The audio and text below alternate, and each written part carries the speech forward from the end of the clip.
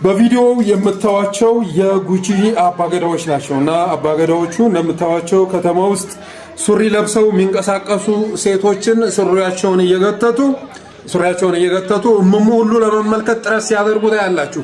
በጣም አሳፋሪ በሆነ መልኩ በኢትዮጵያ ምድር ላይ ህግ እየጠፋ በመምጣቱ የተነሳ መንግስት በመጥፋቱ የተነሳ ራሳቸውን በመንግስትነት ቦታ ላይ የሾሙ እና የራሳቸውን ህግጋት ያወጡ አባገዳዎች ከተማ ላይ ሱሪ ለብሰው የሚሄዱ እናቶችን እህቶችን በመታው መልኩ ሱሪያቸውን ለማስወለቅ ጥረት ሲያደርጉ ታያላችሁ።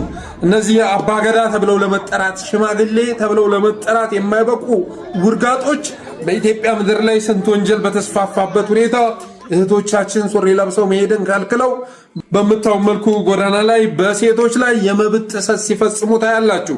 ወንጀል ሲሰሩ ታያላችሁ። ይሄ ጉዳይ ደግሞ ሊመጣ የቻለው ኢትዮጵያ መንግስት አልባ ሀገር በመሆኗ የተነሳ ነው። ባለፉም የት ነው ወንዶ ገነት አካባቢ እንደዚሁ አይነት ነገር ተከስቶ ነበረ። ሴቶች ሱሪ መልበስ የለባቸውም የሚል ህግ ያረቀቁ ሽማግሌዎች በየአስፓልቱ እየዞሩ ሴቶችን ሐራስ ሲያደርጉ ነበር። አሁንም ጉጂ ላይ አባገዳ የሚል ስያሜ የተሰጣቸው ውርጋጦች በመታው መልኩ ሱሪ የለበሱ እናቶችን እህቶችን ሱሪያቸውን ለማስወለቅ ጥረት ሲያደርጉ በመታው መልኩ ጉንተላ ሲያካሂዱ ታያላችሁ።